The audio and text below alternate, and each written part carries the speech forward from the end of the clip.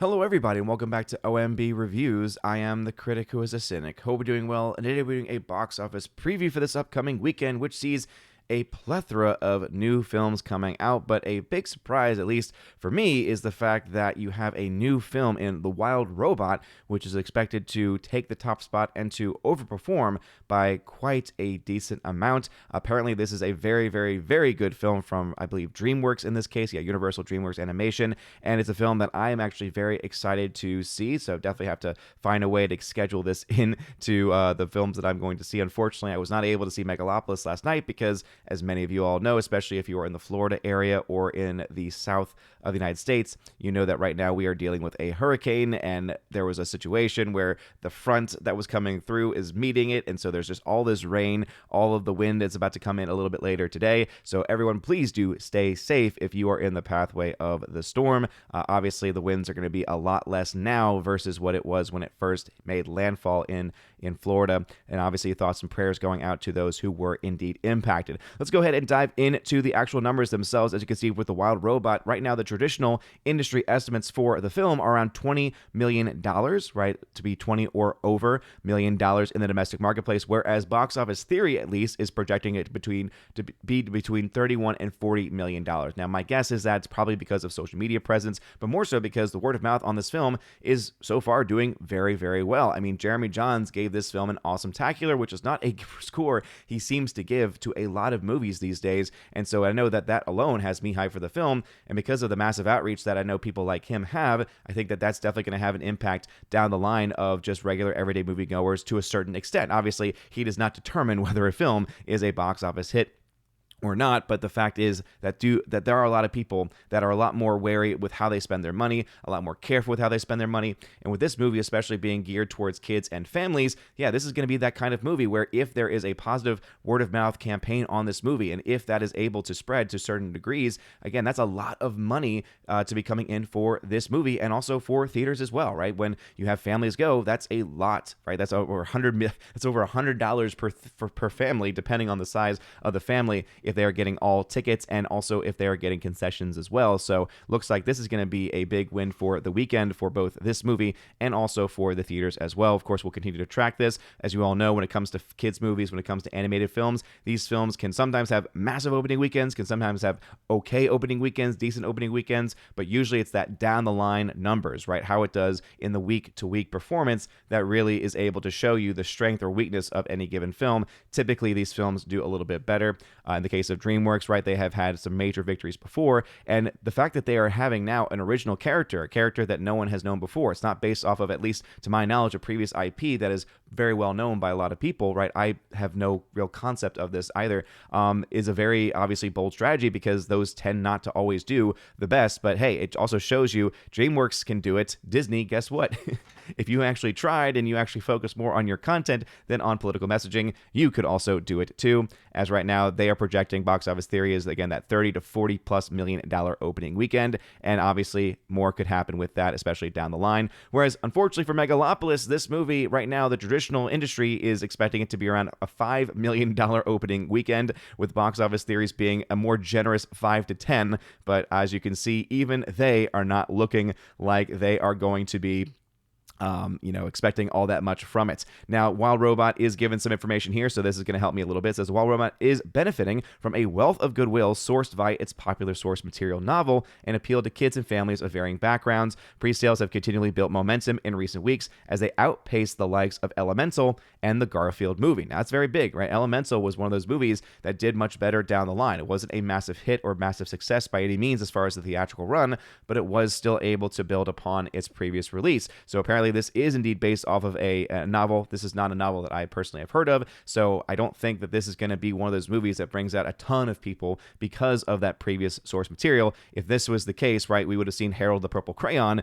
do a lot better, and that film obviously ended up being a flop. And so we know just because you have a movie based off of previous material, based off of a novel, that does not guarantee you anything. I think that ultimately the trailers for this movie has been very effective. The basic, just very, very basic story of, the power of parenting, the relationship that is built between this robot, and it looks like this bird of some kind. Again, I have only seen the trailer just a couple of times, and it seems like that's probably going to appeal to a lot of parents, right? Because it's going to be like, oh, it's like my child has to leave the nest. My child is going to grow up one day. When I think about my baby Sif and baby Thor in that way, it's like, oh my goodness, I can't believe that they're just getting older every single year, and eventually that's going to happen. But anyway, it does look like that this is going to be quite a big movie for them going forward. We'll talk about the numbers on that because budgets obviously do impact these things down the line, but those are the numbers for that film. Whereas, unfortunately, for Megalopolis, it says it is in play mainly for cinephiles and an older male audience,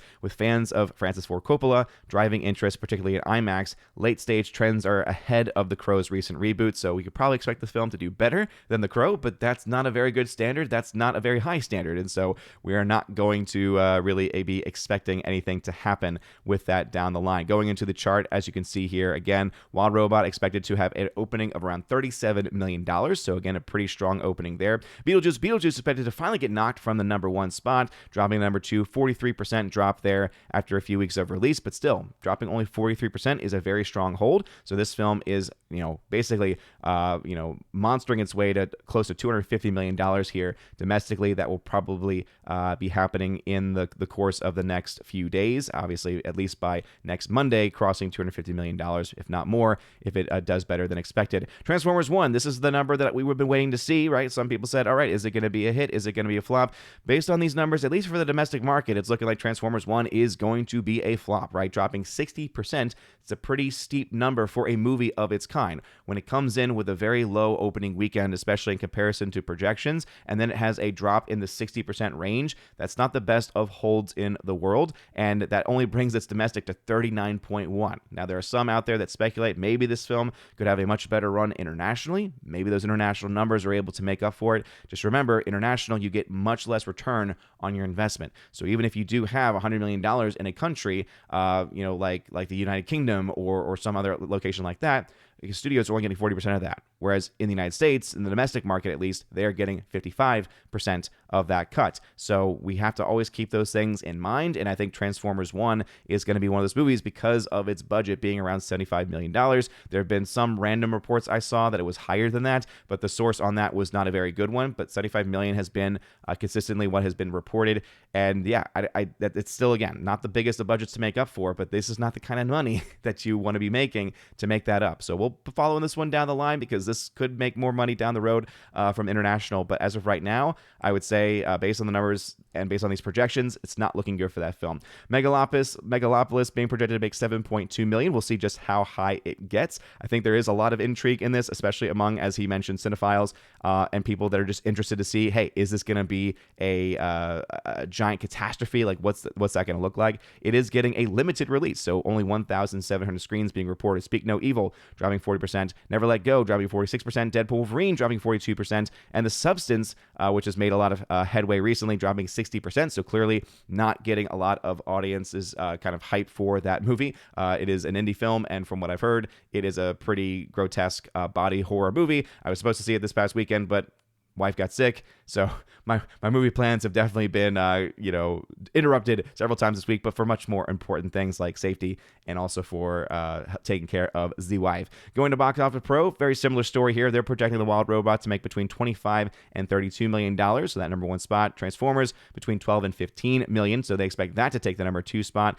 Beetlejuice they project to take the number 3, also though at that $12 to $15 million. So it'll be interesting to see who wins that battle, right? Does Transformers 1 get less than that, right? So obviously Box Office Theory does not suspect that those numbers are going to be very high for that movie. We do have one more comparison chart here of box office reports. They have a very similar story to what Box Office Theory is saying. Wild Robot, they're expecting to make $35.5 million, so again towards that higher end there projection. Beetlejuice $15.5 million, another again stronghold there. Transformers 1, they're expecting to drop even higher, 64% versus Box Office Theories, so only $8.8 million, where you have a new, I believe, a new Hindu release, or new India release, Devara Part 1, $6.7 million. Megalopolis at only 5.9. Again, based on where things are, and it is a Lionsgate release. Never forget it's a Lionsgate release, and those movies have not done well. 5.9 million. Speak No Evil to get 3.6 million. Deadpool Wolverine, Never Let Go, and then a wide release for My Old Ass, which has been in limited run at this point in time. we do like seeing these numbers. So just going to those dailies, some people might be wondering, where is Am I Racist in all of this? So this is a movie that has been seeing some diminishing returns here. It's already made its money back, so that's pretty much where it's going to have. Also, it is going to be losing a number of theaters this weekend, right? 370 theaters is what it'll be losing. It is right now projected to have around 1,200 screens. So still, again, a limited release, still available to be seen by a lot of people, but not looking like it's going to be holding down the line. And again, movie has made its money back in comparison to the kind of movie that it is. It's still doing well, but obviously not doing any gangbusters numbers here. Not going to be massive profits for them by any means. But again, just wanted to give an update for those that had any interest. Going to the charts, because we love charts here on OMB Reviews. This is where we're going to get into some of the issues going on for some of the films. So for Megalopolis, $120 million reported budget there. So it needs to make between $300 and $400 million just to break even. And you can see why. When you're opening in the single digits domestically, that is not likely going to happen. So we can project early on that Megalopolis is going to be a flop this year and will probably, and has a good chance of being, the biggest flop of the year.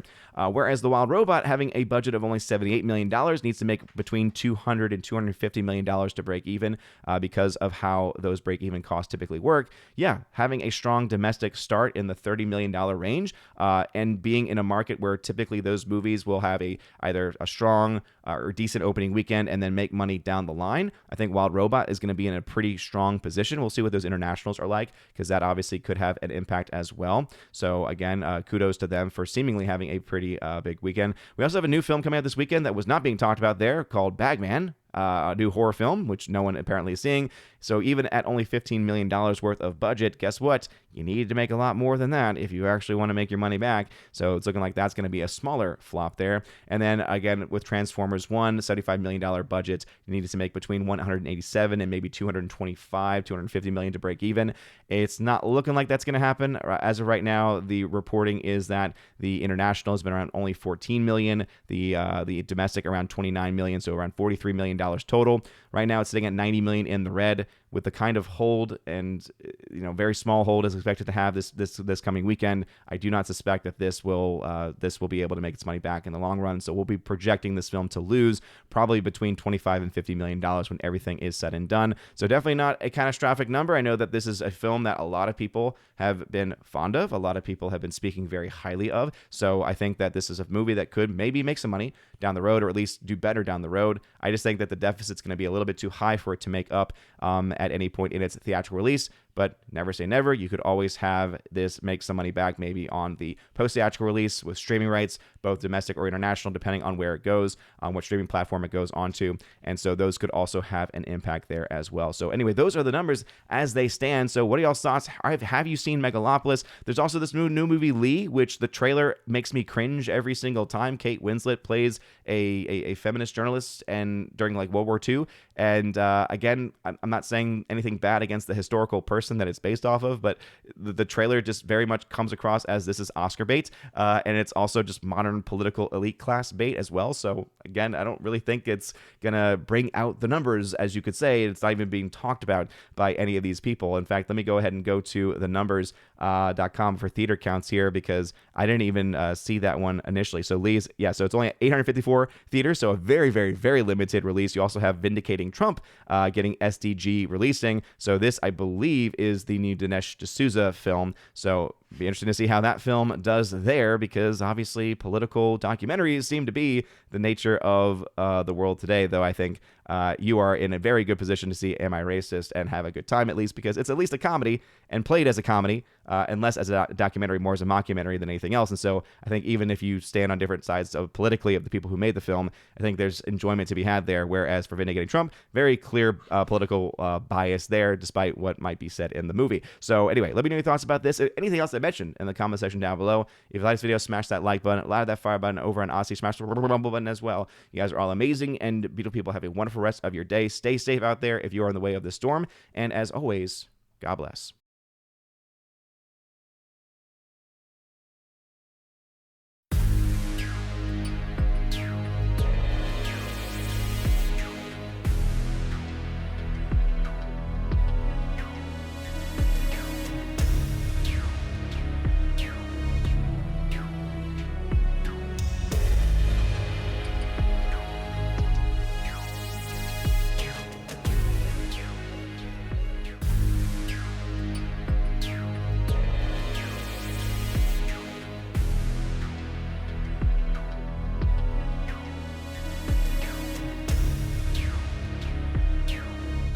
And now for a huge special shout out to all of my Chosen of Valhalla members, starting off first with my people on Patreon, Father Luca Illich and Miss Martin Muses. Check out her YouTube channel by the same name, Miss Martin Muses. Also to my Subscribestar people, Matt317. Check out his Twitch channel by the same name, Matt317. And also to the K-Man. Check out his website, xtheboundaries.co. And lastly to my YouTube member, Mr. Roy. Shout out to you, good sir. And if you want your name shouted out at the end of every live stream and video, check out the top link in the video description below where you get access to that. Also, you get access to a plethora of other things. You get your name listed at the end of every live stream and video, like you saw in those names that came up before this video started. And also access to a giveaways channel that I host over on the Discord server where I give away 4Ks, Steelbooks, Blu-rays, all kinds of stuff. So check that out if you're interested in that. Also, I have an exclusive podcast that I hold at least once a month, and it's always a good time, and you get extra bonus content with that also. So if any of that sounds interesting,